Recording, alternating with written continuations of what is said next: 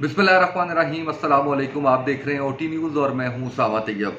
नाज़रीन, आज से तकरीबन 5 साल पहले ये चैनल हमने इसकी इब्तिदा की और इसका मकसद ये था कि हम कुछ सीखने सिखाने का अमल करें। पहले हमने कुछ एंकरिंग के हवाले से बातें की, फिर हमने इसी के साथ साथ कुछ डिफरेंट फील्ड के हवाले से बातें की, जिसका मकसद इस चैनल का सिर्फ एजुकेशन है और कुछ सिखाने की बात है।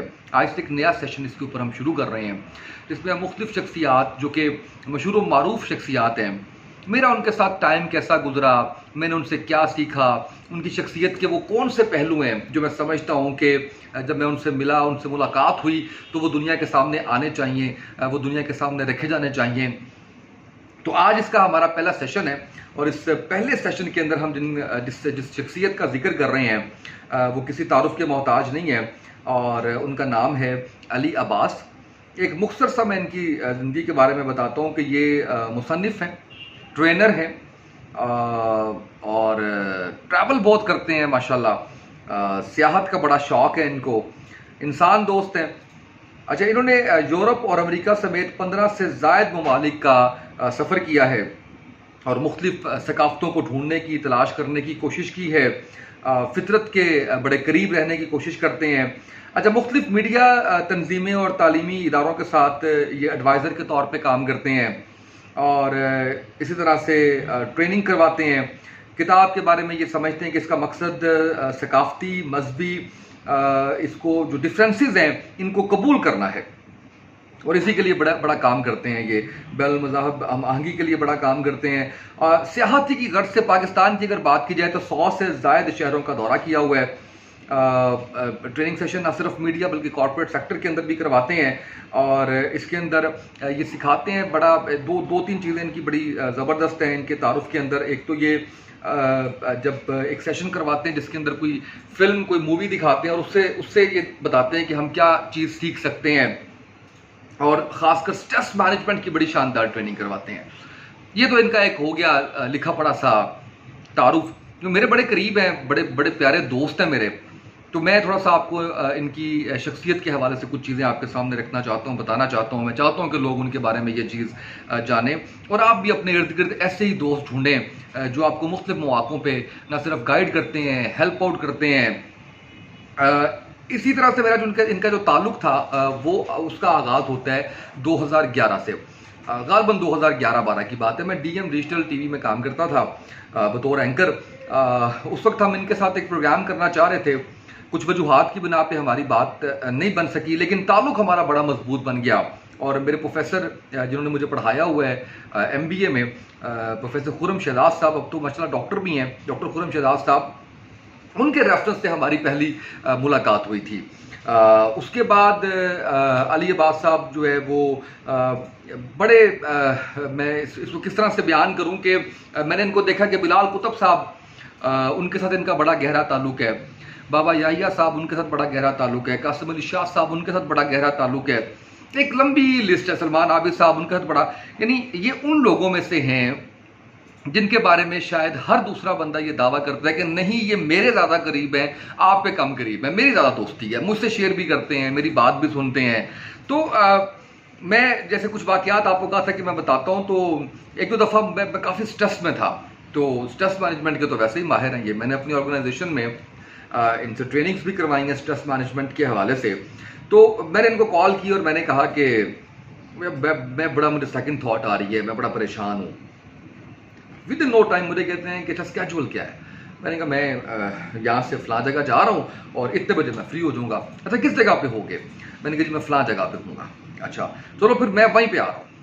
अच्छा, वो जो टाइम हम तय करते हैं वहाँ पे आए, आके बड़ा पूरी पूरी बात सुनी, गुफ्तगू सुनी, बड़ा अच्छा मशवरा दिया, चाय पिलाई उन्होंने और बड़े अच्छे तरीके से उन्होंने गैर महसूस अंदाज में जो मेरी परेशानी थी उसको ख़त्म कर दिया। समटाइम्स आप कोई मशवरा नहीं भी दे रहे होते, बात नहीं भी कर रहे होते, तो आपको बोलने की ज़रूरत होती है। आप चाहते हैं कि कोई सुने, कैथार्सिस करे आपका। तो इस मामले में बड़े अच्छे हैं, बड़े तहम्मुल से सुनते हैं और मशवरा बड़ा अच्छा देते हैं। इसी तरह से मैंने कभी इनको किसी की ग़ीबत करते हुए नहीं देखा। होता है ना कि कोई किसी की बात किसी के खिलाफ कर देंगे, बिल्कुल नहीं है। यारों के यार अगर कहा जाए ना तो ये सही मानों में यारों के यार हैं। हर मुश्किल में उसमें जो है वो आएंगे। मैंने गुस्से में भी कभी नहीं देखा इनको, यानी किसी भी बात के ऊपर जो है वो इनको गुस्सा नहीं आया।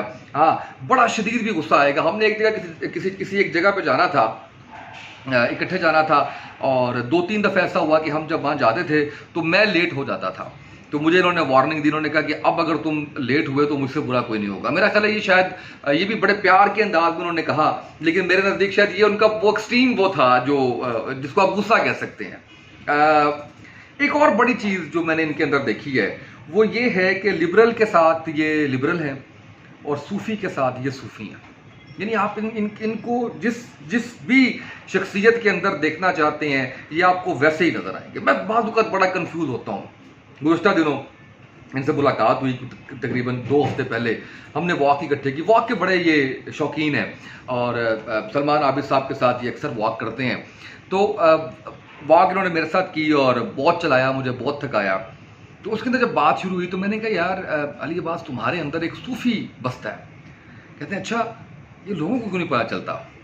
तो मतलब इस तरह से वो उसको फ़न में ले लेते हैं। तो ऐसे ही अगर आज़ाद ख्याल होने की बात करें तो आप उस पर कन्फ्यूज़ हो जाते हैं कि यार ये तो बहुत ज़्यादा आज़ाद ख्याल है, ये क्या है, ये तो शायद मैं मतलब समटाइम्स कहता हूँ कि मुझे लगता है आप मज़हब को मानते ही नहीं है। अच्छा, उस पर भी मुस्कुरा देते हैं। फिर मैं कहता हूँ आपके अंदर एक सूफ़ी बसता है, उस पर भी मुस्कुरा देते हैं। यानी वो कहते हैं ना कि जिस लेवल उस लेवल पर इंसान पहुँच चुका होता है कि उनको फ़र्क नहीं पड़ता। यानी जो अपनी मर्ज़ी की राय उनके बारे में रखना चाहता है वो ज़रूर जो है वो रख लें। बाज़ औक़ात किसी चीज़ के अंदर मैं देखता हूँ कि वो काफ़ी ज़्यादा रिलक्टेंट हो जाते हैं। यानी कोई फ़र्ज़ करें कि मैं एक ऐसा कोई फ़ैसला करने लगा हूँ जो शायद वक्ती तौर पे या शायद देर पा भी मेरे लिए ठीक नहीं है, और मैं उनको कन्विंस करता रहता हूँ कि नहीं अरे ये इसको इस तरह से ही करना है। नहीं मानते, बिल्कुल नहीं मानते। और बाद में ये साबित होता है कि वो उनका जो मशवरा था इस हवाले से वो बिल्कुल ठीक था। शरारती मुझे काफ़ी लगते हैं और सफ़र के हवाले से मैं थोड़ा सा शौक़ तो है लेकिन शायद टाइम उस तरह से मैनेज नहीं होता। तो इस पे बड़ी हमारी डिबेट होती है कि तुम अपनी ज़िंदगी तबाह कर रहे हो, तुम्हें हमारे साथ निकलना चाहिए, जाना चाहिए। अभी चित्राल गए हुए थे, अभी आगे कुछ मुल्कों के उनके जो है दौरे हैं। एक मुल्क के लिए मुझे भी उन्होंने अग्री करवाया कि जी आपने हमारे साथ जाना है। तो मैं भी चाहता तो ज़रूर हूँ कि मैं उनके साथ जाऊँ और उनकी पर्सनैलिटी के जो छुपे हुए और गोशे हैं उनको भी मैं दरियाफ़्त करूँ, और मुझे उनकी शख्सियत की मज़ीद अच्छाइयाँ जो है वो मेरे सामने आए। अच्छा, एक चीज़ मुझे बड़ी उनकी मज़ेदार लगी। मुझे बता रहे थे कि एक ट्रेनिंग में मैं बैठा हुआ था, तो मुझे कहते हैं कि अच्छा, ये ट्रेनर ने पूछा कि मुझे ये बताएं कि कौन सी चीज़ आपकी ज़िंदगी की बड़ी जिस पर आप बड़ा रिलैक्स थे। तो कहते हैं मैंने कहा जी वो जब मुझे फ़लाँ इदारे ने नौकरी से निकाल दिया तो मैं बड़ा रिलैक्स था।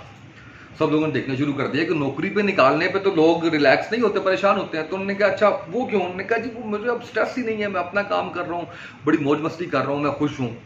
फिक्रा बड़ा अच्छा बोलते हैं। जब मैं उनको कॉल करता हूँ सुनाएं क्या हाल है, फुल मज़े। तो मैंने एक दिन कहा, मैंने कहा ये ना ये चीज़ मैं भी चाहता हूँ कि मेरे अंदर भी ये आए। कितने साल लगेंगे जब मैं ये कहा करूँगा कि फुल मज़े? कहते ये कोई नहीं, ये दिनों की बात है, ये तुम भी जो है वो कहना शुरू कर दोगे। एक दिन मैंने पूछा, मैंने कहा अच्छा ये बताए आप जॉब तो कोई करते नहीं है, करते क्या है? कहते हैं मेरे वाला मॉडल बिल्कुल भी फॉलो करने की कोशिश नहीं करनी। अच्छा, तो उस पर मुझे मुस्तनसर हुसैन तारड़ साहब, सॉरी गलती से मैंने कह दिया मुस्तनसर हुसैन तारड़ साहब, इस पर तारिक अजीज़ साहब ने कहा था। उनसे किसी ने सवाल किया तो उन्होंने कहा कि मैं तारिक अजीज़ बनना चाहता हूँ।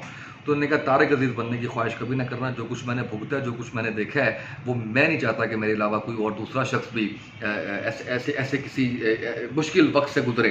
तो शायद पता नहीं वो भी कितने मुश्किल वक्त से गुजरे हैं, लेकिन मुस्कुराते रहते हैं हमेशा। और मेरी अल्लाह से दुआ है कि वो इसी तरह से लोगों में आसानियाँ बाँटते रहें और उनका साथ देते रहें। मेरी तो एक आवाज़ पे जहाँ पे मैं कहता हूँ, जब मैं कहता हूँ, वो मेरे साथ खड़े होते हैं। और आपके दोस्त, आपके कलीग्स, ये लोग बड़ी सपोर्ट होते हैं आपकी। और ये मुश्किल वक्त के अंदर जब आप एक समटाइम्स आंखों पे पर्दा आ जाता है, समटाइम्स आपको सेकंड थॉट्स आने लगती हैं, तो बड़ी नेमत हैं ऐसे लोग उस वक्त के ऊपर जो आपको गाइड करते हैं, जो आपको संभालते हैं, जो आपका साथ देते हैं, आपके साथ बैठते हैं, आपके लिए वक्त निकालते हैं। वरना आज के दौर के अंदर सबसे ज़्यादा मुश्किल काम ये है कि किसी दूसरे के लिए वक्त निकाला जाए या उसके साथ बैठा जाए। तो इस इख्तिताम के साथ कि अल्लाह अली अब्बास को मज़ीद कामयाबी दे, कामरानी दे। मज़ीद शोहरत की बुलंदियों पर जाएं और अपने दोस्तों के साथ इसी तरह का रवैया रखें और इसी तरह कामयाबियाँ समेटते रहें इस दुनिया में भी और आखिरत में भी। हमारे आज के इस सेशन से इतना ही, इजाज़त दीजिए, अल्लाह हाफ़िज़।